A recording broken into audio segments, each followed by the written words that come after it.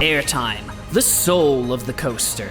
That's kind of cheesy. Airtime, the reason we all ride. Alright, well, what about like positive G's and hang time? To many enthusiasts, airtime is the defining characteristic of a roller coaster.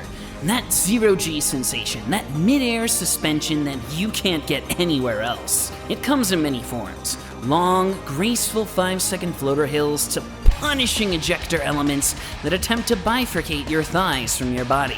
Enthusiasts will endlessly debate the merits of each distinctive style, whether or not the elegance of a B&M Hyper Camelback is more appealing than the rage-filled ramps of a Rabbit RMC. Like most things with roller coasters, the airtime debate is rife with subjectivity. I am not here to contribute to these arguments, at least necessarily. I'm more interested in looking at airtime through the lens of a more objective analysis.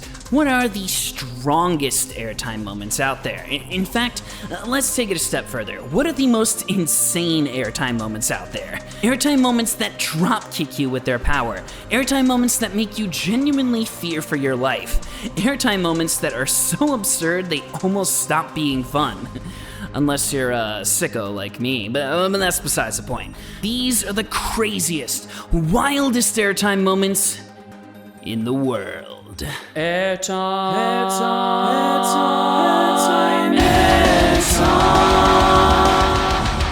Obvious disclaimer up front, I have not, nor has anyone, ridden every single roller coaster in the world, except maybe like Canopy Coaster. So of course, there are going to be rides that I have not personally experienced that likely deserve inclusion on this list, but will not be found because I've not experienced them myself. If you have any recommendations for elements that are worthy of a spot on this Mount Rushmore of raw power, please let me know so I can immediately add it to my bucket list. I will shout out one that I do need to experience myself up top, and I know that I'm missing it. The Death Hill on Zippin' Pippin at Bay Beach.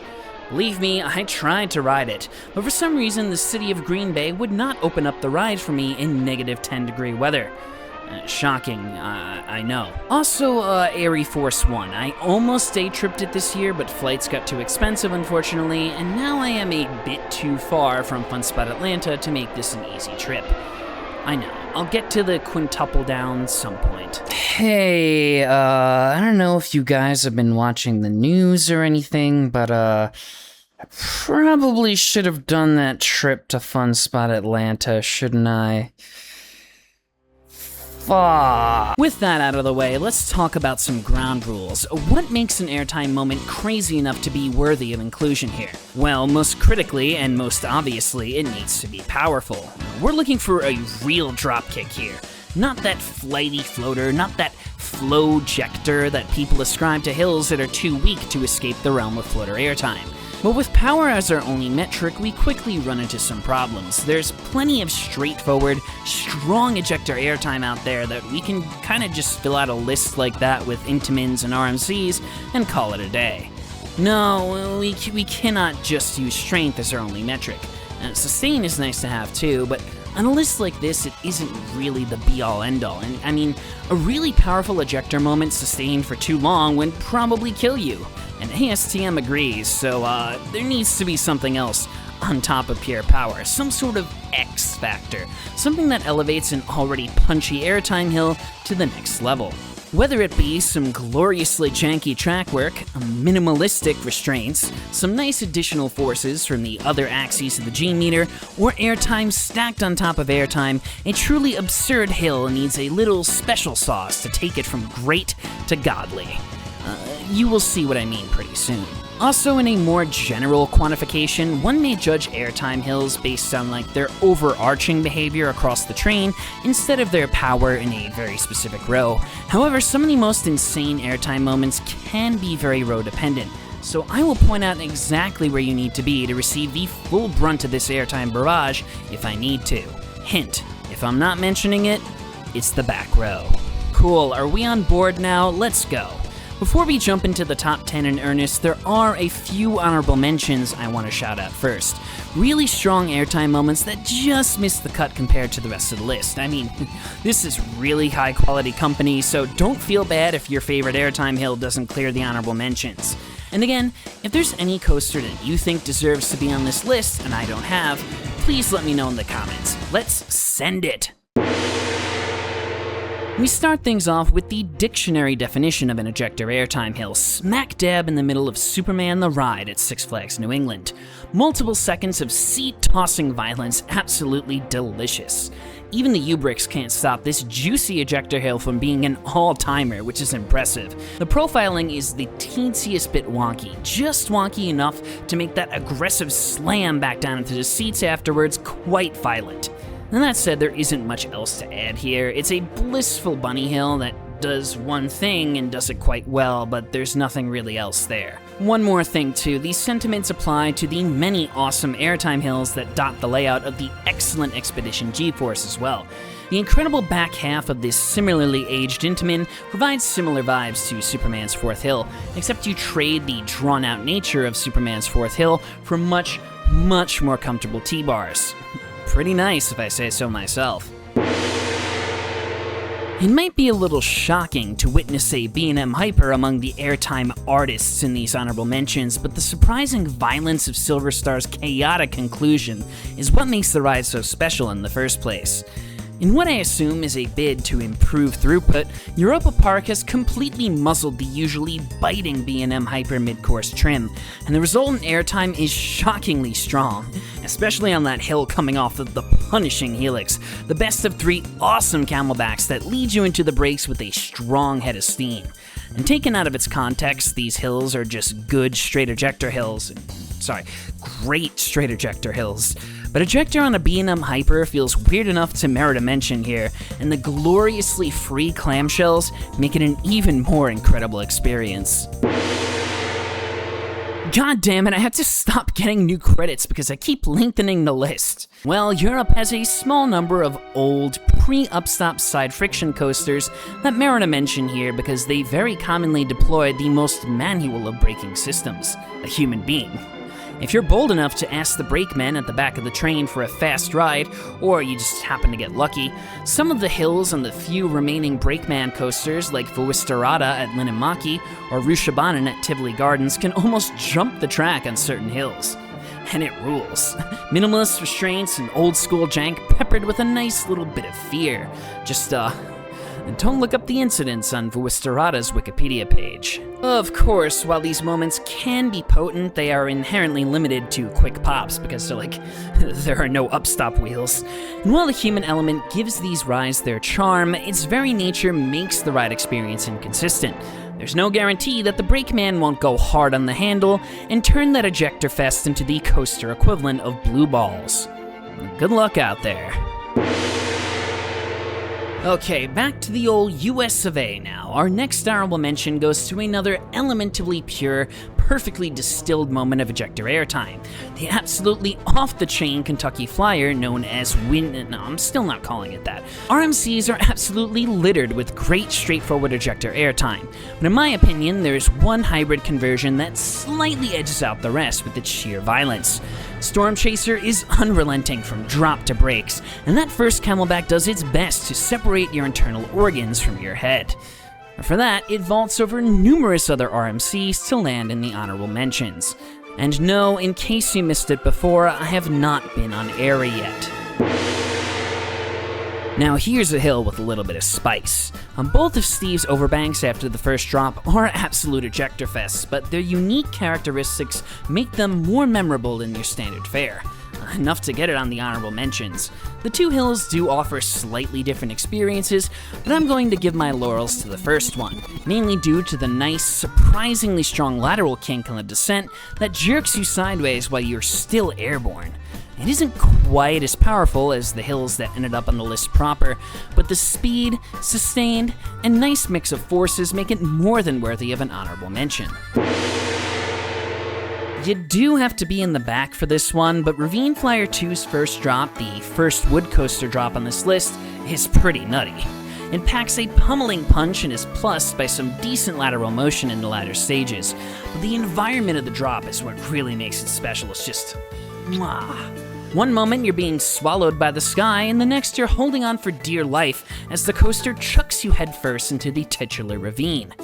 On a different day, I could see this crazy drop barely cracking the list. And finally, we end our honorable mentions with a rickety old Woody on the Massachusetts border. T-Bolt at Six Flags New England is a wolf in sheep's clothing, offering honestly solid airtime throughout, but that mid-layout bunny hop is the best of them all. A nice floor dropout moment that you would never see on a modern coaster. It's kinda small and not the fastest, so Thunderbolt remains on the outside looking in, but I can assure you that this is far from the last time you're gonna see an old Woody on this list. Hint, hint. Now, on to the real top 10. But first, bad news. A lot of you aren't subscribed to the channel and don't like the videos, which means it's tough for my videos to do well in the YouTube algorithm, so I'm gonna take this moment to please ask if you're enjoying the video so far, give it a like, comment your thoughts, subscribe, and hype the video. Thank you so much. See? I told you. Old Woody. Perhaps the most famous of the old Woodies. And much as I constantly dog the off-filleted Phoenix at Knoebels as overrated boomer trash, I cannot deny that the boomers did get some things right, like Jimi Hendrix or the Ford Mustang or Phoenix's finale. It does take like 80% of the ride to reach the good stuff, sure, but once that last lap finally arrives, the Phoenix stops being an utterly pedestrian Woody and rises from the ash that makes up its track, along with its riders, and it's great. The chaos of the legendary finale is easy to clock off ride. You can watch the entire train bounce around like ping pong balls as the train sails through those little bunny hops at the end. I do have to pick one of the hills though, and I'll throw my hat in for the penultimate hit. And given Phoenix's restraints, or lack thereof, the literal lift that you get on this hill is so high it is borderline uncomfortable. And that said, the airtime itself isn't exactly ejector, it's a bit more subtle than that, because that's how gravity works. The hill sends you floating up until you hit the top of the buzz bar rather gently, but it doesn't exactly drag you down into the depths of hell. And you'll see how well ejector with a buzz bar can fare later on this list. Still, with half a foot between your legs and the buzz bar, Phoenix's finale is no doubt a memorable experience. That said, we can do better. Next, please. The Raven over Phoenix, but what about the buzz bars? Here's the thing about standard PTC trains, folks. If you play your cards right, you can get nearly as much room on those orange ratchets as you would with an actual buzz bar. And also, you physically cannot experience ejector airtime if there isn't something to drag you down faster than gravity. So that's besides the point. Thankfully, our next candidate will have you both falling out of the train and getting dragged into the depths of hell at once. Holiday World's original Woody and its mythically powerful fourth drop into the wilderness will be sure to drive you stark Raven mad. Just keep the seatbelt on, please. Reputationally, the Raven is swallowed up by the two younger Woodies that share the same property, but if there's any element on the Raven that gets the teensiest bit of lip service from enthusiasts, it's that fourth drop into the woods. A steep plunge through the thicket, midway through the layout after the train peaks dramatically over the tree line. Arriving at the apex with a decent head of steam, the sharp crest sends you flying out of your seat until the restraint catches your legs and digs into your thighs, dragging you down into the woods like an eagle sinking its claws into its prey. Or like a raven. Is that a little too on the nose? It's strong, really strong, and it'll catch you off guard every time, especially if you're in the back. The masterful placement of the hill within the Raven's layout makes it that much more memorable. From that moment on, you are in the clutches of a mini beast, careening through the Indiana woods and holding no quarter. And the incredible fourth hill is the perfect tone setter for this CCI's berserk finale. Don't sleep on the Raven, kids, it's a great ride. From the under-the-radar Raven to the very prominent Phantom's Revenge, this Frankenstein monstrosity of a coaster certainly gets its fair share of praise, and I do contend that it's justified. Phantom is a very unique coaster, and while the second drop cliff dive grabs most of the attention, the real good stuff lies much later in the ride's layout, flying by that station, ferociously flaunting its power with nearly unmatched ejector. You know what I'm talking about. To be honest, there are multiple goated hills in Phantom's back half, but we will focus on the station flyby hill specifically. Now, these 1.5 tiny hops look compact and innocuous off-ride until you clock the sheer velocity the train carries through these elements. Now, Phantom's X factor here is the speed. Of course, sharp hills taken at such velocity are going to be this violent, but on ride it still somehow feels even crazier than it looks. The sustain is surprising too, lasting much longer than you would expect given how small the hill actually is. And finally, I have to shout out the pool noodle restraint, which is sure to leave you plenty of room to bounce around. Speed, ejector, lots of room, and an absolutely wicked head chopper with the ride's own goddamn brake run. The Phantom's flyby is something else. I'm sure the astute among you have guessed that El Toro would end up somewhere on this list, and you would be correct. It's the exemplar of ejector airtime for a reason. And in fact, you have a few hills to pick here. Maybe the epic first drop, maybe those endless and powerful camelbacks, but in terms of sheer insanity, there is no question here. The craziest moment on El Toro is easily the legendary Rolling Thunder Hill. This hill is more straightforward than our previous selections, which is what keeps it from ascending even higher. And given its placement towards the tail end of the layout, the comically compact camelback is far more susceptible to warm-up than the ride's earlier elements. But if you ride El Toro late in the day, hoo boy! Put simply, the Rolling Thunder Hill attempts to hurl you into space. I cannot think of a better straightforward ejector hill more powerful than this one. The insanity is only further amplified by the screeching wail of the train's upstop wheels struggling to hang on as they cling to the track with desperation. Add in the whip given both front and back granted by Toro's super long train, and the Rolling Thunder Hill deserves every bit of hype it gets. From one storied airtime machine to another, if there ever were a coaster with more consistently comical airtime than El Toro, it would have to be the namesake of this channel, Magnum XL 200. And so, it's only natural to see it pop up on the list. Even the haters are going to struggle to disagree that Magnum certainly packs a punch. Like El Toro, there are a number of hills to choose from here. I almost went with the criminally underrated third hill, but I don't think it's quite unhinged enough to land a spot on this list. No, we have to pick something from the finale, of course. And the best of the bunch in my mind is the hill right before the tunnel, what I have termed the camera hill. Whoever decided to place the ride camera right after the strongest airtime on the ride is an absolute genius, and I delight in seeing the utter shock on riders' faces when I exit the queue and pass the photo stand. It is beautiful. Good speed and small hills are naturally a tried and true recipe for strong airtime, but that alone isn't gonna vaunt you over the Rolling Thunder Hill. The secret sauce here is Magnum's profiling. Sharp, circular tangent radius curves transitioning directly from straight ramps with no lead-in. The incredibly aggressive onset of the airtime granted by this profiling throws you out of your seat with far more ferocity than more refined straight ejector examples. You go from nothing to ejector back to nothing in the blink of an eye, and the sensation is absolutely absurd. Much as I would like to rank it higher, the tiny size and relatively straightforward construction of Magnum's finale keeps it outside of the top 5, but if goddamn Magnum is placing this low, you know the upcoming examples are going to be absolutely cracked. Let's get into it. Remember during the Phoenix segment when I talked about discussing ejector airtime with the Buzz Bar later in the list? Well, here we are, back at Kennywood with a centenarian Woody and its fabled Double Down. Honestly, calling Jackrabbit's restraint a Buzz Bar feels a bit generous. Basically, the only thing holding you in is a loose seatbelt. It's honestly a miracle that after over a century of operation, nobody has fallen out in the bottom half of this truly diabolical element. And we're lucky that we still get to experience its insanity as originally intended. As the name implies, there are 2 sections of the Double Down, and part 1 is basically a non-event.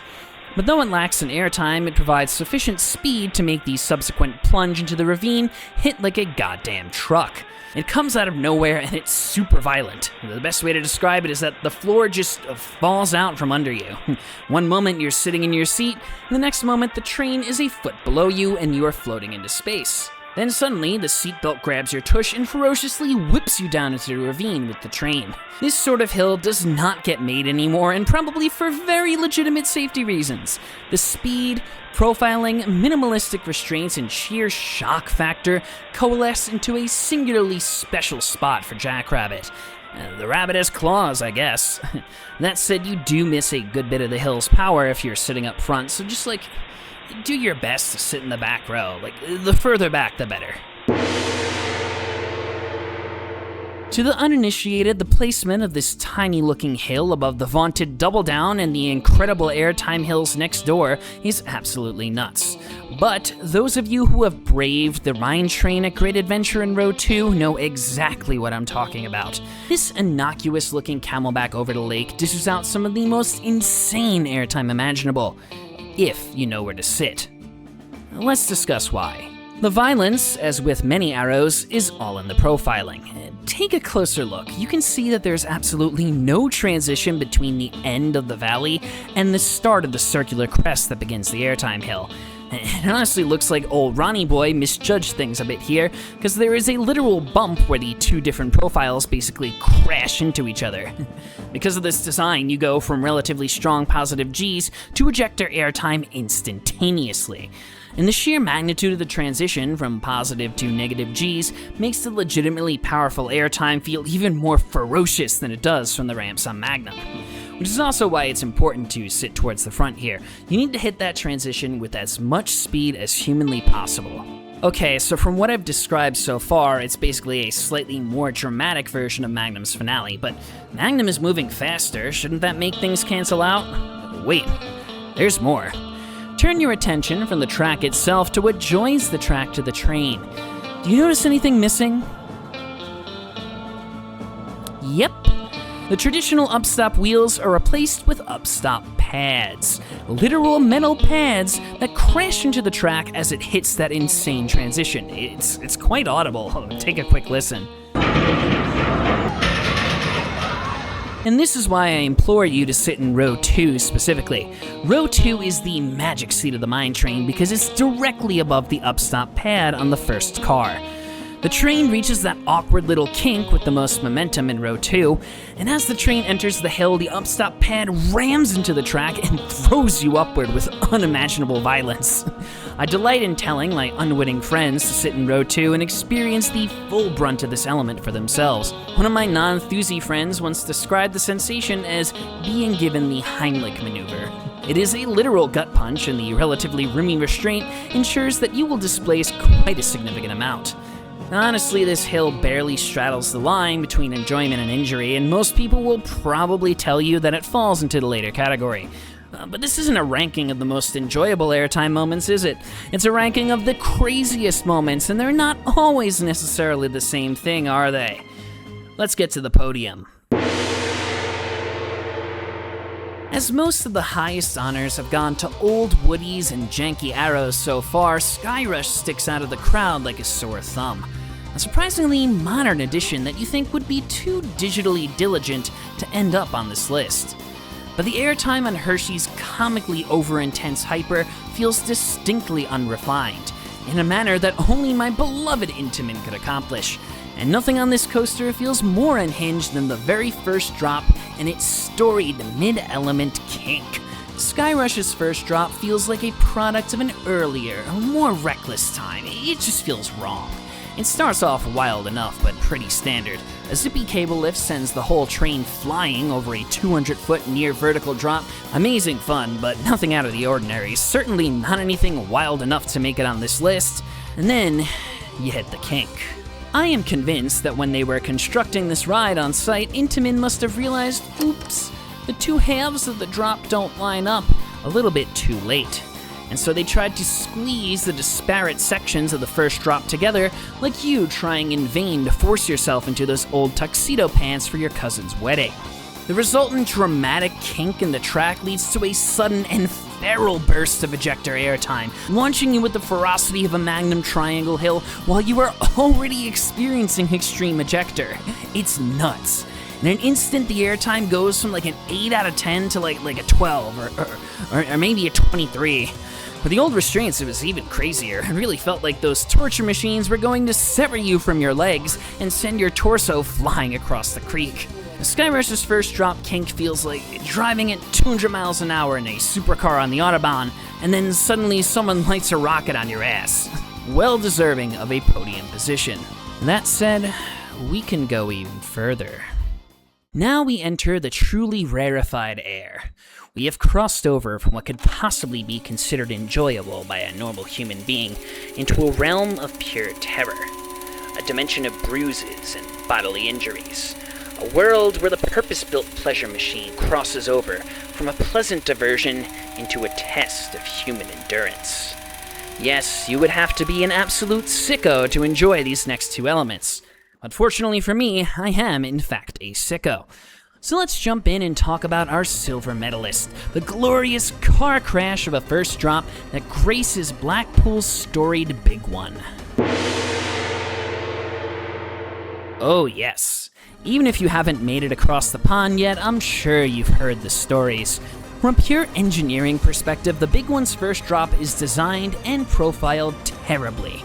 Blackpool's get-the-height record above all else ambition gets smacked in the face by the reality stick 235 feet in the air once Arrow's 1994 Hyper quite literally runs out of land at the edge of the beach. With nowhere to go, the coaster has to make an extremely tight 90-degree turn to stay within the property line of Blackpool Pleasure Beach, and there is far too little space to lend any sort of grace to this maneuver.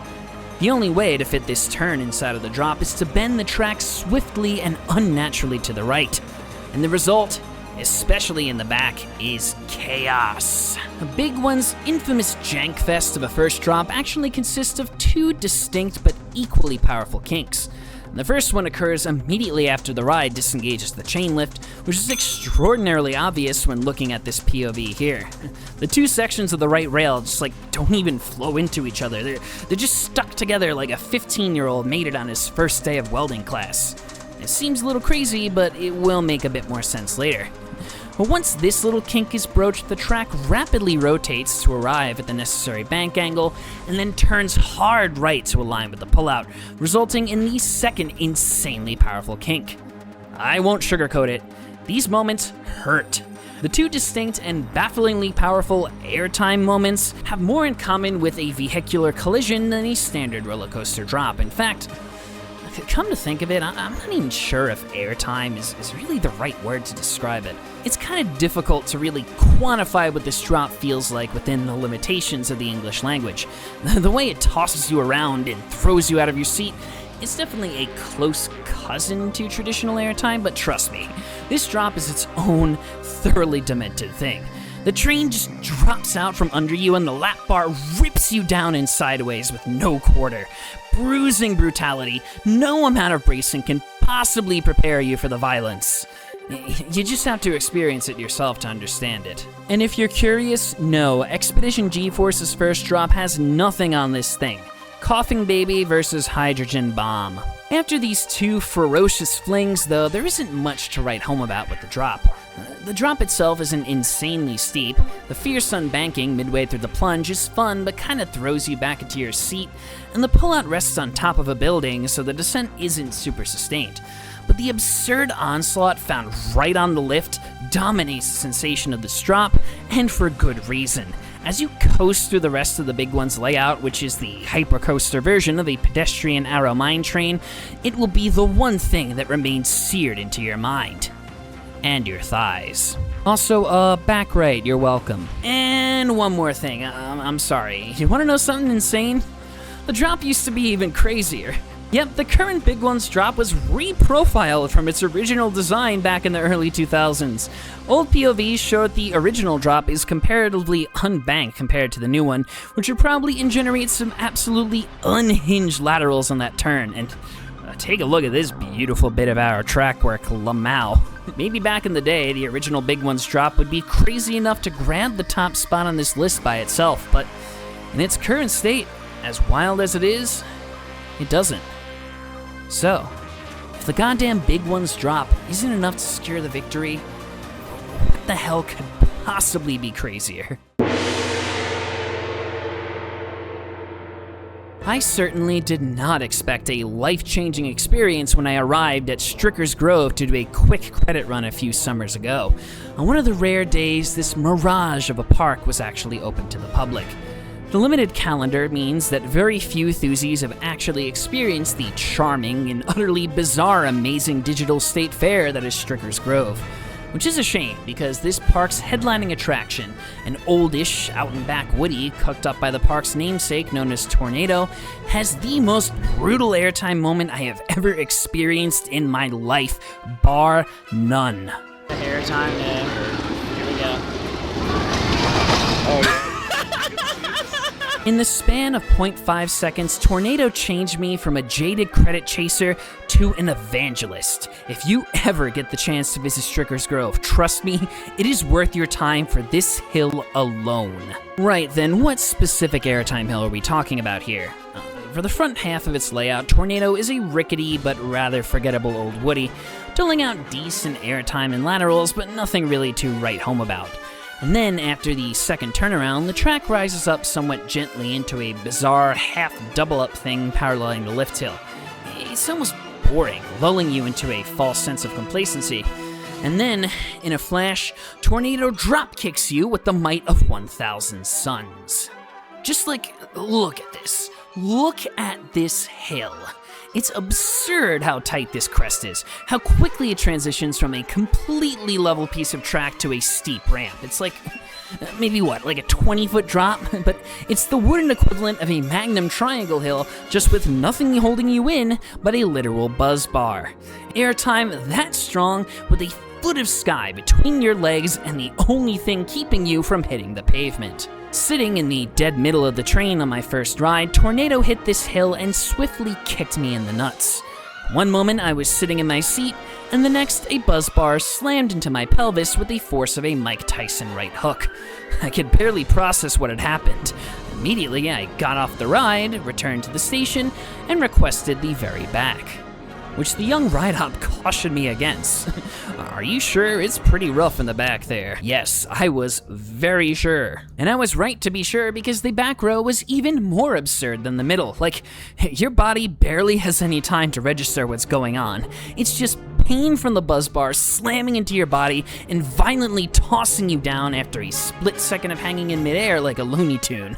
But it's pain in the best possible way. Maybe I'm a bit of a masochist, but I kept lapping Tornado until my thighs had been thoroughly tenderized. And then I convinced my friends to ride with me in the back and showed them the light. What an experience. I've never in my entire life experienced anything like the death hill on Tornado at Stricker's Grove, and I doubt that I ever will again. It is probably for the best, because if I kept riding, I probably would have dislocated my hip. But if you are a sicko like me and want to experience the most diabolical drops ever laid to track, well, now you know where to go. Thanks for watching, and see you next time!